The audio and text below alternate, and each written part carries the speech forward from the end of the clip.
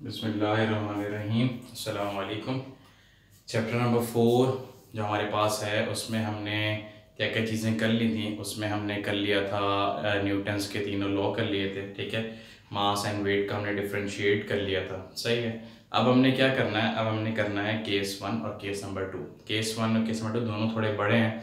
करूँगा मैं ये कि एक वीडियो में केस 1 बताऊँगा, उसके बाद वाली वीडियो में केस 2 बताऊँगा, एंड देन फिर एक और वीडियो बना के सारे न्यूमेरिकल्स करेंगे ताकि कंफ्यूजन ना हो आपको, ठीक है। What is case number 1।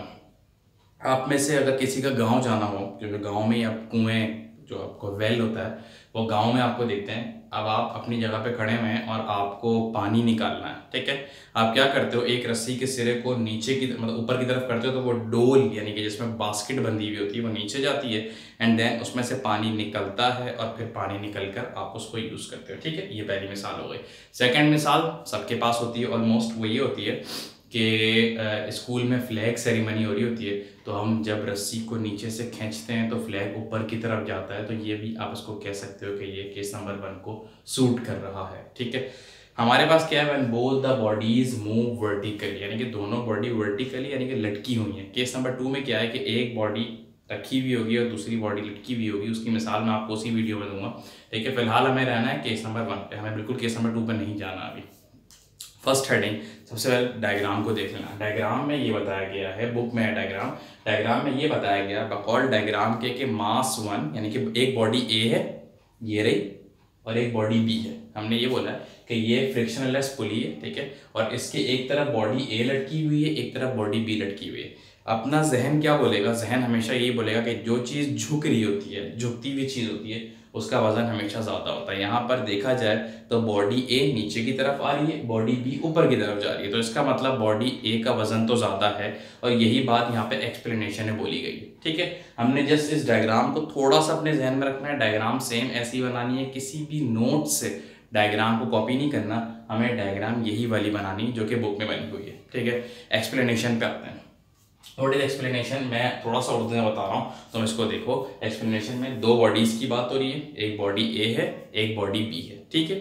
Body ए का जो मास है वो m1 है, और बॉडी बी का जो मास है वो m2 है। यही बात हमने की है, और हमने बोला है कि ये दोनों बॉडी एक फ्रिक्शनलेस पुली के साथ बंधी हुई हैं, ठीक है। और एक बॉडी नीचे की तरफ जा रही है, यकीनन वो बॉडी ए है जिसका मास m1 है, और एक बॉडी ऊपर की तरफ आ रही है। यकीनन जब एक चीज़ नीचे की तरफ जाएगी तो दूसरी चीज़ ऑटोमेटिकली ऊपर की तरफ जाएगी, और उसका मास जो है वो m2 है।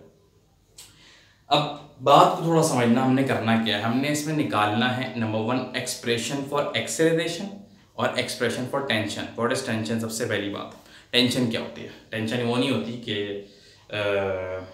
हमारे पास मोबाइल में बैलेंस नहीं है तो हमें टेंशन है, हमसे कोई हमारा दोस्त बात नहीं कर रहा तो हमें टेंशन है। ये टेंशन नहीं है, ये टेंशन आप लोग की ज़बान में टेंशन है, लेकिन फिज़िक्स में टेंशन क्या है।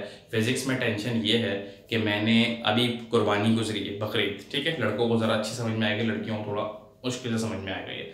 लड़कों के लिए क्या है, अभी हमने कुर्बानी गुजारी है, हमने बकरा ज़बह किया घर पे, और हमने उस बकरे की खाल उतारनी है, ठीक है। खाल उतारने के लिए हम उस बकरे को लटकाते हैं किसी रस्सी के ऊपर, किसी जंजीर से, किसी रस्सी से ग्रिल पे लटकाते हैं, ठीक है। मैंने उसके पाँव को रस्सी से बांध दिया और मैंने बकरे को लटका दिया, ठीक है।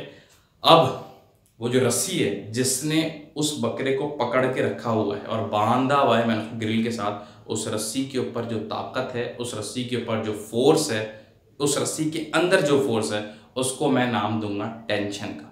This is called tension. एक और मिसाल ले लो, फानूस है घर में, टीवी लॉन्च में फानूस लगा हुआ है, बहुत बड़ा सा, बड़ा खूबसूरत सा, और वो फानूस लटका हुआ है।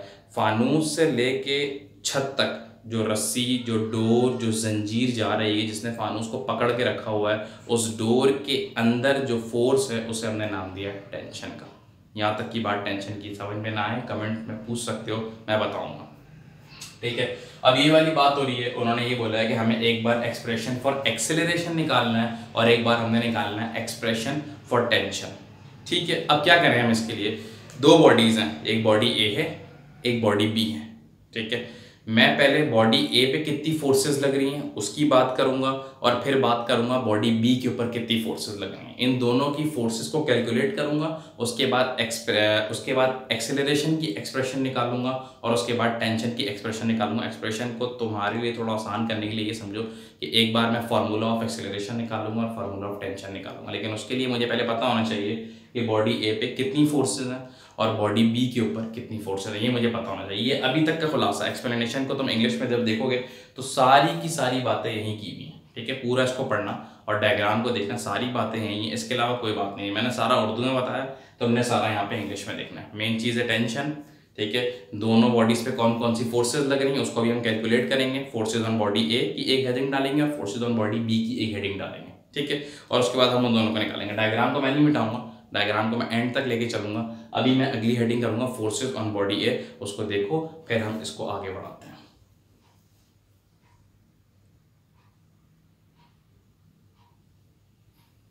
देखो भाई, अब किया क्या, दो बॉडीज हैं, एक बॉडी ए है एक बॉडी बी है।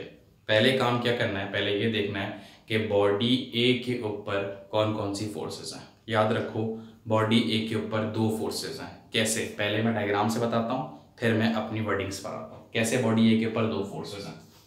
ये बॉडी ए है, एक ताकत वो है यानी कि एक फोर्स वो है जो इस बॉडी को नीचे लेके जा रही है, यानी कि ये जो ब्लॉक लगा हुआ है बॉडी ए को जिसको मैंने नाम दिया है, ये इसको नीचे लेके जा रहा है, ठीक है। एक ताकत इस रस्सी की है जो कि इसको ऊपर खींचने पे मजबूर कर रही है। जीतेगा कौन, जिसके पास ताकत ज्यादा होगी। फॉर एग्जाम्पल, अगर इस ब्लॉक का वजन बहुत ज्यादा है यानी कि 10 किलो है और रस्सी उसको ऊपर तक नहीं खींच पा रही, जैसे कि मैंने बकरे की मिसाल दी, मैंने बकरे को लटकाया हुआ है, ठीक है। अगर बकरे का वजन बहुत ज्यादा है, मैंने रस्सी हल्की बांधी हुई है, ठीक है, तो रस्सी टूटेगी, बकरा नीचे आ जाएगा। दैट इज, यहाँ पर ब्लॉक का वजन बहुत ज्यादा है, ठीक है, वो कोशिश कर रहा है नीचे आने की, लेकिन रस्सी भी उसको ऊपर खींच रही है, लेकिन ज्यादा नहीं खींच पा रही। अगर ज्यादा खींच पाती तो ये ऊपर ही होता, ये नीचे आ रहा है। इसका मतलब ये है कि इसका वजन ज्यादा है, ठीक है, यानी कि दो फोर्स लग रही है, एक इसका वजन है और एक इस रस्सी के अंदर का वजन है जिसको हम कहते हैं टेंशन। ये बात अभी हमने की। अब हम देखते हैं वर्डिंग को। Two forces are acting on body A, body A के ऊपर दो फोर्सेज हैं। Number one force, weight of the body A acting vertically downward. यही बात मैंने ये बताई कि इस बॉडी ए का जो वेट है वो इसको मजबूर कर रहा है नीचे आने पे, ठीक है। और W1 खुद W बराबर होता है mg के, ये हमें पता है, वेट mg के बराबर होता है। मैंने यहाँ पे W1 और M1 क्यों यूज किया है, मुझे आगे भी W यूज करना है। अगर मैं यहाँ पर भी W यूज करूंगा, आगे भी W यूज करूंगा तो कंफ्यूजन होगी। दैट्स वाई मैंने W1 दे दिया। आप WA भी दे सकते हो, WB भी दे सकते हो, आपकी मर्जी है। W अल्फा भी दे सकते हो, W बीटा भी दे सकते हो। मैंने सिंपल लिखा है W1 is equal to M1G, पहली चीज।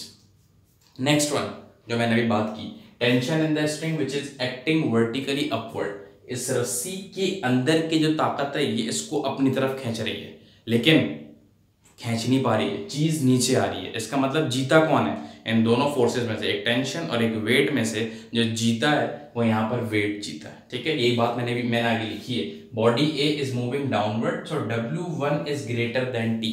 बॉडी ए नीचे की तरफ आ रही है, इसका मतलब ये केस बॉडी ए आपके पास वेट जीत चुका है, ठीक है, और वेट ग्रेटर है टेंशन की ताकत से। अब आसान तरीका, इसको हम लिखेंगे कैसे, कि आप कोई बुक में नहीं दिखेगा, बहुत मुश्किल है कि किसी नोट्स में भी दिखे। तरीका क्या है, सबसे पहले देखो रिजल्टेंट फोर्स। रिजल्टेंट फोर्स का मतलब जो मेन फोर्स कहलाती है, यानी कि F।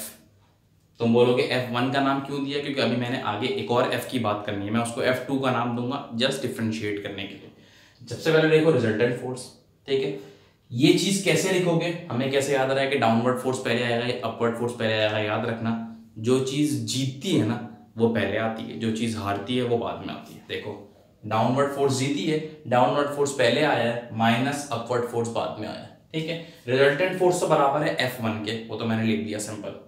डाउनवर्ड फोर्स कौन जीता था, W1 जीता था, मैंने जस्ट W1 लिख दिया, और माइनस अपवर्ड फोर्स क्या थी, ये थी T, ठीक है।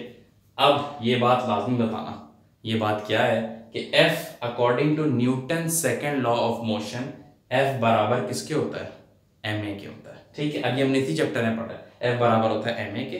तुम F1 की जगह पे क्या कर दोगे, M1a, अगेन m1 क्यों आया, क्योंकि मुझे आगे भी n यूज करने हैं, दैट्स वाई मैंने m1a लगाया, इज इक्वल टू W1 किसके बराबर था यहाँ पर, m1g के, और अपवर्ड फोर्स बराबर थी सिंपल t के। मैंने इसको नाम दिया है a का, तो हम इक्वेशन नंबर 1 का भी नाम दे सकते हो, लेकिन a का नाम मैंने क्यों दिया, क्योंकि हम बॉडी a की बात कर रहे हैं, तो इसलिए मैंने बॉडी a का नाम दिया। ठीक है, अब मैं बात करूंगा कि वो फोर्सेस जो कि बॉडी b के ऊपर अप्लाई हो रही है। ठीक है, केस 1 केस 2 में एक बड़ी आसानी, चलो उसको मैं भी बातें बताऊंगा जब मैं एंड कर रहा हूँ वीडियो।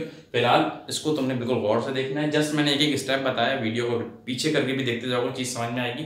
फिर भी समझ में ना तो तुम कमेंट कर सकते हो। अगला काम हमने क्या करना है, forces on acting body B.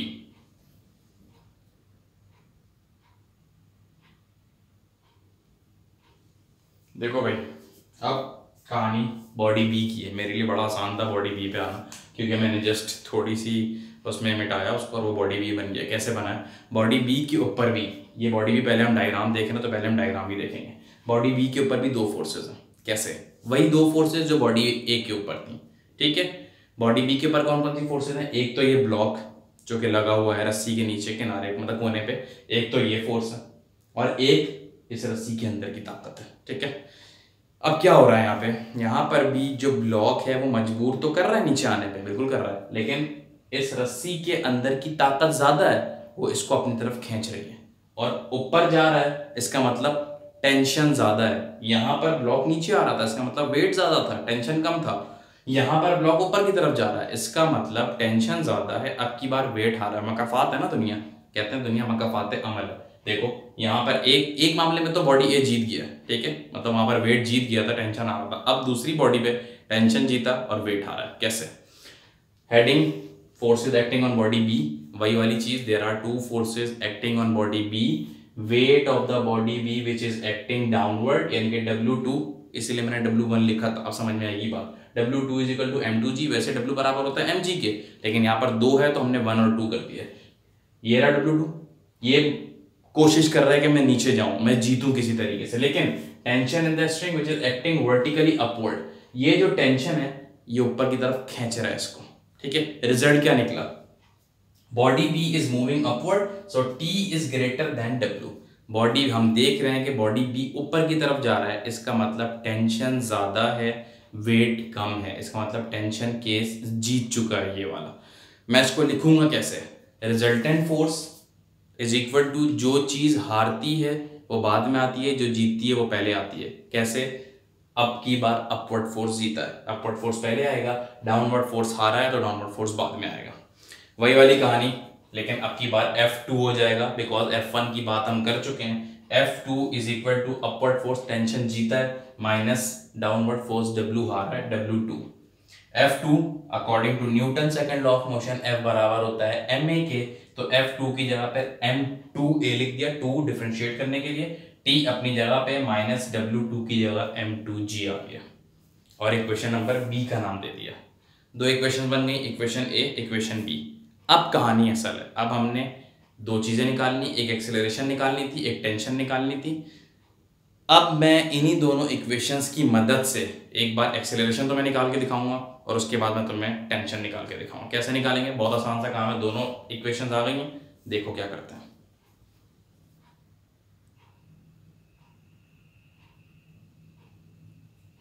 देखो भाई, अब मैंने डायग्राम मिटा दिए, बिकॉज दोनों फोर्सेस की बात हो गई है, जो बॉडी, दोनों बॉडीज पे जो फोर्सेस लग रही हैं उनकी बात हमने कर ली है, मैंने डायग्राम मिटा दी। अब डायग्राम का कोई काम नहीं है, फिर भी तुम देखना चाहो तो वीडियो को पीछे करके देखो या अपनी बुक में जाके देखो। अब कहानी क्या है, दो इक्वेशन बनी हुई थी, इक्वेशन नंबर A जो कि थी M1A is equal to M1G minus T, और इक्वेशन B थी M2A is equal to T minus M2G। दो इक्वेशन थी, निकालना क्या था हमने, मैंने इक्वेशन के बिल्कुल शुरू में बताया था, एक बार हमने एक्सीलरेशन निकालनी है और एक बार हमने टेंशन निकालनी है, इनकी हमने एक्सप्रेशन निकालना है। ठीक है, और बेसिकली वही आगे न्यूमेरिकल्स में यूज होंगे। कैसे निकलेंगे, याद रखना, जब भी मैं केसेस के जरिए एक्सप्रेशन फॉर एक्सेलरेशन निकाल रहा हूँ तो मैं दोनों इक्वेशंस को ऐड करूंगा, और जब मैं टेंशन की एक्सप्रेशन निकाल रहा हूँ तो मैं दोनों इक्वेशंस को डिवाइड करूंगा। ऐड कैसे करूंगा, देखो, adding equation A and B, acceleration की बात हो रही है, पहले इक्वेशन A लिख दी, M1A is equal to M1G minus T। ठीक है, देन हमने लिखी इक्वेशन नंबर 2, यानी कि equation number B, m2a is equal to T minus m2g, यही बात थी।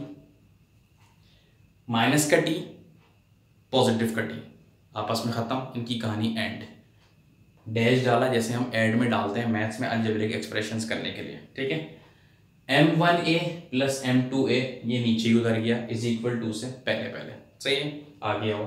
m1g माइनस m2g ये भी नीचे उतर गया, ठीक है। आगे चलो, m1a प्लस m2a, इनमें एक चीज कॉमन दिख रही है, वो क्या है? वो एक्सेलरेशन है। मैंने a कॉमन बाहर रखा और m1 प्लस m2 करवा दिया, ठीक है।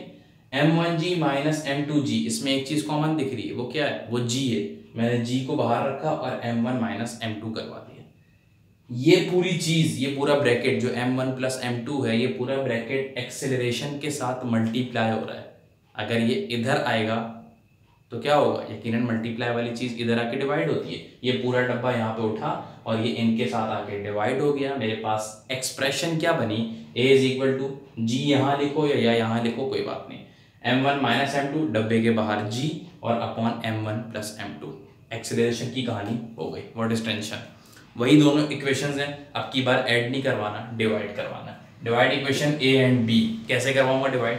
पहले m1a लिखा is equal to m1g minus T, equation a आ गई। डिवाइड का साइन यानी कि डैश डाला और m2a लिखा और t माइनस m2g लिखा। अब ध्यान में रखना एक बात को, वो बात क्या है? अब माइनस टी और पॉजिटिव टी, अब क्रॉस मत करा देना भाई। अब क्रॉस करा दिया तो मामला बड़ा खराब हो जाएगा। क्यों खराब हो जाएगा? बताता हूँ कि आपको। अगर मैं लिखूं कि 2/2, 2 1 जा 2, 2 1 जा 2, ये तो कहानी खत्म, ठीक है। अगर मैं लिखता हूं 2 + 3/2 + 3, अब क्रॉस हो जाएगा 2 और 2 आपस में? नहीं होगा, फिलहाल नहीं होगा। अगले स्टेप में अगर मैं लिखता हूं 5/5, अब क्रॉस हो जाएगा, लेकिन ऊपर क्रॉस नहीं हो सकता। तो यहां पर क्रॉस मत कर देना टी को, वरना तुम्हारा पूरा काम गलत हो जाएगा। हाँ, ये a और ये a, ये आपस में क्रॉस, इनकी कहानी खत्म। m1/m2 बचा और यहाँ बचा m1g माइनस टी और t माइनस m2g। अब ये मैथ हमें बोलती है कि जब भी आप ऐसी किसी सिचुएशन में फंस जाओ जहाँ बीच में इज इक्वल टू हो और कुछ समझ में ना आ रहा हो, बड़ा आसान सा रूल है। वो रूल क्या है? बाय क्रॉस मल्टीप्लीकेशन, यानी कि ये चीज इससे मल्टीप्लाई होगी और ये चीज इससे मल्टीप्लाई होगी, क्रॉस मल्टीप्लीकेशन, ठीक है। कैसे हुई? m1 मल्टीप्लाई हुआ पूरे इससे, मैंने इसको ब्रैकेट में लिख दिया t माइनस m2g से। m2 मल्टीप्लाई हुआ पूरा ब्रैकेट में लिख दिया m1g माइनस टी। अब आ जाओ सिंपल मल्टीप्लीकेशन में। वो क्या रहा है? m1 जब t से मल्टीप्लाई होगा तो ये बनेगा m1t, ठीक है। और जब पहले प्लस माइनस m1 जब m2g से मल्टीप्लाई होगा तो बनेगा m1 m2g, ठीक है। इज इक्वल टू के उधर आओ, m2 जब m1g से मल्टीप्लाई होगा, हम हमेशा असेंडिंग ऑर्डर में लिखते हैं, हम लिखेंगे m1 m2g, सिंपल मल्टीप्लिकेशन। और m2 जब t से मल्टीप्लाई होगा तो minus m2t, because plus minus minus. अब आगे चलो, ये माइनस m2t है, ये पॉजिटिव m2t है, इसको उठाओ और इसके भाई के पास ले आओ। ये इसका भाई है m1t, ये नेगेटिव वहां से उठा तो ये यहां पर आ गया प्लस m2t हो गया, ठीक है। और ये माइनस m1 m2g था, ये भी अपने भाई के पास चला गया उधर, m1 m2g plus m1 m2g हो गया, ठीक है। सारे रिश्तेदार आपस में हमने मिलाना है, ठीक है। ये अच्छा, m1t प्लस m2t, इन दोनों चीजों में कॉमन क्या है? इन दोनों चीजों में कॉमन हमारे पास है t। t को बाहर रखा, जिस तरह हम वहां पर a को बाहर रख रहे थे, यहाँ पर हमने t को बाहर रखा और m1 प्लस m2 को ब्रैकेट के अंदर ले लिया, ठीक है। यहाँ पर बड़ी आसान सिचुएशन है, m1 m2g m1 m2g सब चीजें सेम है, ऐड करा दो, सिंपल बन जाएगा 2m1 और m2g, ठीक है। अब आखिरी स्टेप,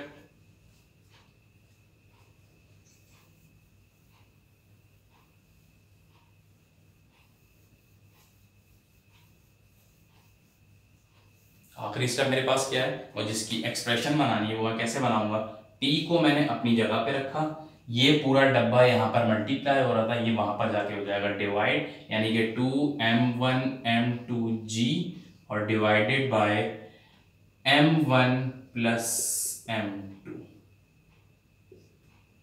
और इसमें एक तुम बड़ा सा बॉक्स बना दो, इसका मतलब कि तुम्हारा केस नंबर 1 का काम कंप्लीट हो चुका है। अब हम करेंगे इंशाल्लाह नेक्स्ट वीडियो में केस नंबर 2। केस नंबर 2 में एक बड़ी आसान बात बताऊं, वो ये है पहली एक्सप्लेनेशन की हेडिंग थी, ऑलमोस्ट सेम आएगी, जस्ट वर्टिकली की जगह हॉरिजॉन्टली का वर्ड आ जाएगा, बाकी पूरी एक्सप्लेनेशन की हेडिंग सेम है। Forces acting on body A same, कोई फर्क ही नहीं है, 1 रुपये का भी फर्क नहीं है। Forces acting on body B, शुरू के 2 पॉइंट सेम है, एक नया पॉइंट आ जाएगा और वो पॉइंट बनेगा नॉर्मल रिएक्शन का। वो क्या होता है मैं तुम्हें उसी की वीडियो में बताऊंगा, ठीक है। इसको देखो सही से, इसको समझो, कोई चीज़ समझ में ना आए मुझसे फिर पूछो, ठीक है। मैं पूरी कोशिश मेरी यही है कि मैं तुम्हारे जहन में जितने भी प्रॉब्लम्स हैं ना उसको मैं सॉल्व कर सकूँ और आगे से आगे चैनल को पहुंचाओ उन लोगों तक। मेरा असल मकसद क्या है, मेरा असल मकसद ये है कि जो बच्चे ट्यूशन की फ़ीस अफोर्ड नहीं कर सकते लेकिन जिनके पास जस्ट छोटा सा स्मार्टफोन है और उनके पास यूट्यूब चल सकता है, नेट, क्योंकि नेट और स्मार्टफोन ये आजकल बड़े चीपर चल रहे हैं, बहुत आराम से आप ले सकते हो, ठीक है। ये जिनके पास है ना तो वो फिज़िक्स पे अपनी गिरफ्त कर लें, ठीक है। मैं स्कूल खुल जाए स्कूल ना खुले, मैं तो मैं 19 चैप्टर पूरे कंप्लीट करवाऊँगा, ठीक है। ये मेरा वादा है, मैं किसी भी तरह करवाऊँगा, 19 चैप्टर कंप्लीट भी करवाऊँगा, मैं 10 ईयर के न्यूमेरिकल्स भी सॉल्व करवाऊँगा। कोशिश करो उन लोगों तक पहुँचाओ जो अफोर्ड नहीं कर सकते ट्यूशन्स और जो जस्ट यूट्यूब वगैरह से पढ़ सकते हैं, तो वो इसको देखेंगे अगर। तो ये फिज़िक्स में आपको वो करा रहा हूँ कि तुम अगर इसकी तैयारी करोगे तो मैं दावे से कह सकता हूँ कि मैट्रिक वाले 85 आउट ऑफ 85 भी उठा सकते हैं, ठीक है। और जो 9 वाले हैं जो कि न्यू स्कीम के तहत अब पेपर देंगे वो 60 आउट ऑफ 60 भी नंबर उठा सकते हैं आराम से, कोई मसला नहीं, कोई परेशानी नहीं होगी उनको, ठीक है। मैं बिल्कुल हाजिर हूँ, आपने जब कोई चीज़ पूछनी है आप कमेंट करो, आराम से मुझसे पूछो। मैं उस वक्त अगर फ़ौरन जवाब नहीं दे पाया क्योंकि बहुत सारे कमेंट जो आए हैं तो मैं अगर फ़ौरन जवाब नहीं दे पाता हूँ लेकिन मैं दूंगा ज़रूर, मैं हर एक के कमेंट का जवाब दूंगा। हाँ, अब नाइस वीडियो या ये वीडियो या वो वीडियो लिखोगे तो उसका जवाब नहीं दूंगा, लेकिन अगर तुमने कोई सवाल किया तो ऐसा कोई कमेंट नहीं होगा कि किसी ने कोई सवाल किया और मैंने जवाब ना दिया। जवाब देना मेरा काम है, ठीक है। लेकिन उन लोगों तक पहुँचाओ जो वाकई नीडी हैं इसके, ताकि वो उसको पढ़ें, इसे समझें और इससे फ़ायदा उठाएं, ठीक है। नेक्स्ट वीडियो में इंशाल्लाह हम केस नंबर 2 को डिस्कस करेंगे।